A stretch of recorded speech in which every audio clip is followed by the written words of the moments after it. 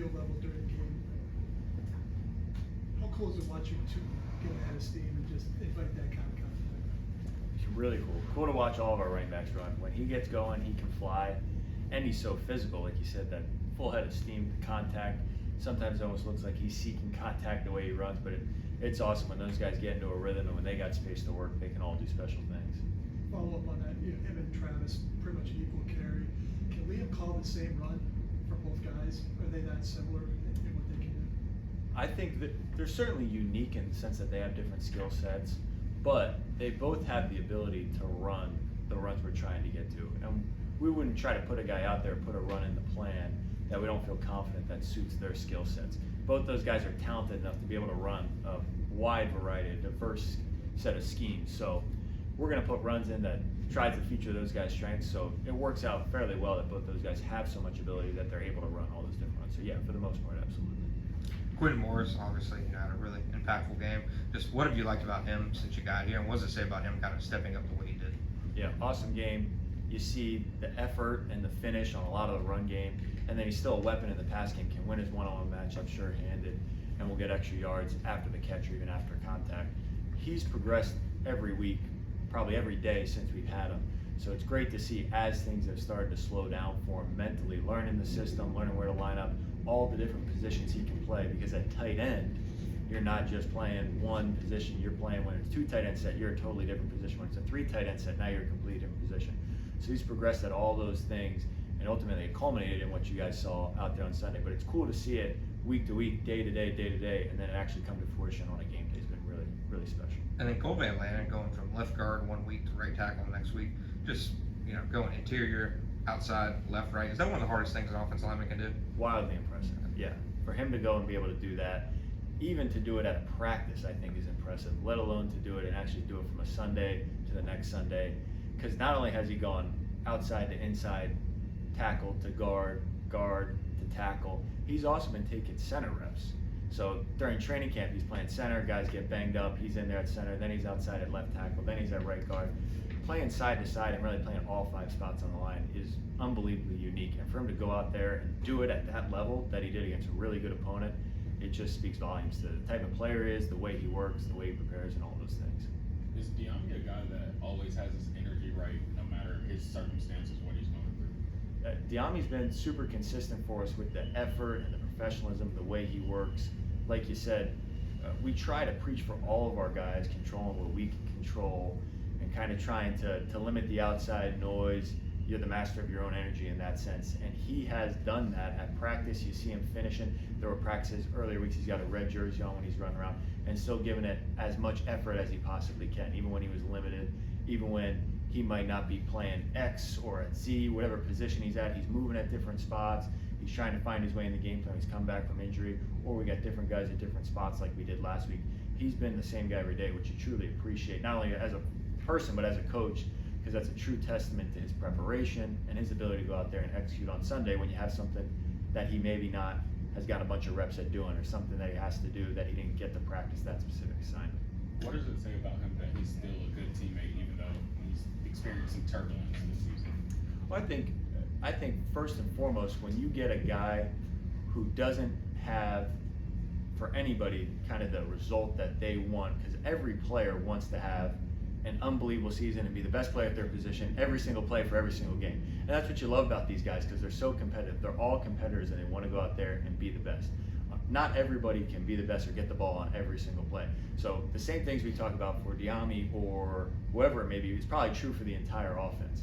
That anytime, especially on offense, you get through a season, you're going to get to a certain point of the game, or you're going to get to a certain point of the season where a guy wishes that things had worked out differently. Same thing for the quarterbacks, even though they're playing every single play. But those guys are competitors.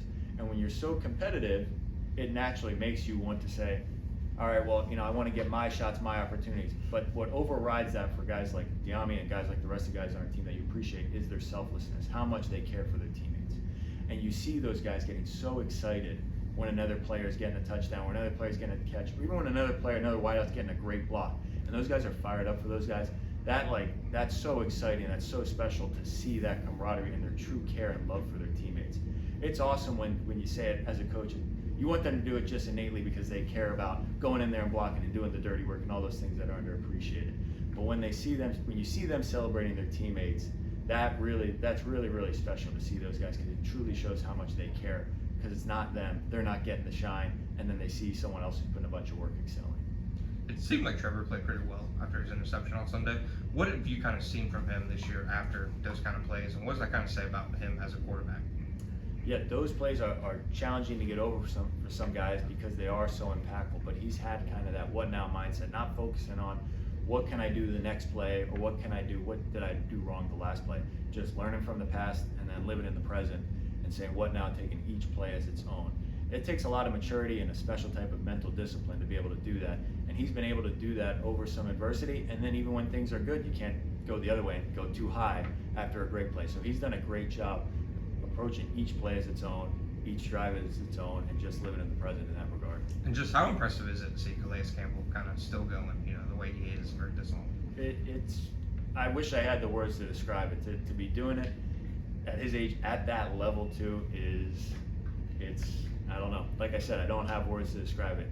It seems like not human, but he's an unbelievable player, and they got a bunch of guys, really good players up on the front that are playing really well. But yeah, for him to do that at that level, at that age, I mean, I know we talk a lot about the quarterbacks who have done it at that age, and when a quarterback is out there, they're like, wow, it's unbelievable at that age, looking at the quarterback, and he's doing it, rushing, playing the run, doing all these things at a high level in the trenches. I mean, truly speechless on that one.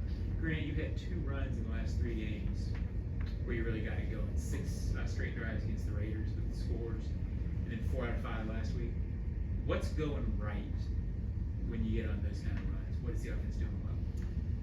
I think the first key to it is we're playing clean football. And coaches have different ways of saying that, where they say don't beat yourself, or more games are lost than are won. Whatever your version of saying that form of the expression, we're trying to stay out of our own harm's way. When we're able to stay on schedule, when we're playing clean football, we don't have penalties, we don't have turnovers, we don't have missed assignments. The guys are able to execute at a high level. We have enough talent, we have talented guys who can go out there and execute the system, and when they're able to do that, things work, and then they get into a rhythm, and you see those things start to snowball. When you get behind the chains, you're naturally going to lose some of that momentum, lose some of that. You can never really get into a rhythm. Trevor talked about using his armband this past Sunday, how it made it just a few seconds quicker to call plays. How do you see that? Do you think it helped the overall execution of the offense? I think it helped, certainly. I mean, it's always difficult to establish to what extent it truly helped, because there's so many confounding variables there. But I certainly think it helped get things just a little bit quicker, get the plays in a little bit quicker at times for us. It's something he had experience doing. It's something we had talked about doing for a number of weeks, and I kind of experimented back and forth with. So I'm glad that it worked out well. Certainly the result was good, but I think there were a lot of things that went into that process to making the final result good. And I would like to believe that the wristband was a part of it for those guys. Hey Grant, I asked Camp this question with Thanksgiving next week. When you're growing up in Pennsylvania, did that mean playing on that Thursday?